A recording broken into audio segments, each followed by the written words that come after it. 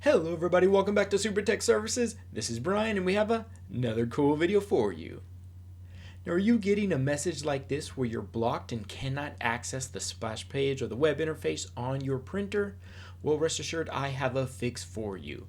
We found out that Chrome and Brave have increased their security and they want the printer to have increased security as well. So what we're going to do is create a self-signed certificate and increase the security to TLS 1.2 and also the encryption algorithm as well. But don't worry, this is very easy and only takes a minute or two.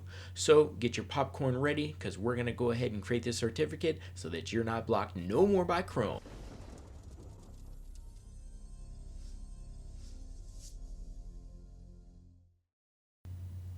Okay, so first things first, what you're going to want to do is just make sure that your firmware is updated to the latest version. Then we're going to go ahead and try and access the splash page. But if you cannot, what you want to do is try other browsers. What ended up working for me was that Safari actually worked perfectly fine without the SSL certificate properly configured. So once again, just use different browsers. You can try Firefox and Safari. Those tend to work a lot better than Chrome and Brave. Once you are able to connect, we're going to log in as an administrator, and you'll see there in red it says SSL is not set up yet. Please set up SSL. That's what we will be doing so that you don't have to worry about being blocked anymore.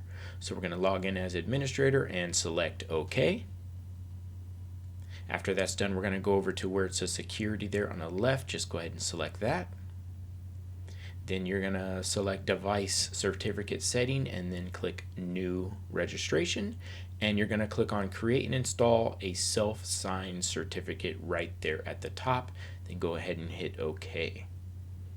Alright, easy enough as it is. Now you're just going to want to fill out this little information here. You can completely fill this out however you want. So I'm just going to put my name Supertex, and then our department unit IT. Our locality is in North Hollywood, California, countries USA, and then an email. And then you can put the validity date, just how long you want it to last. So you can see there the numbers. You can leave it default or you can go all the way up to like 3,000 days.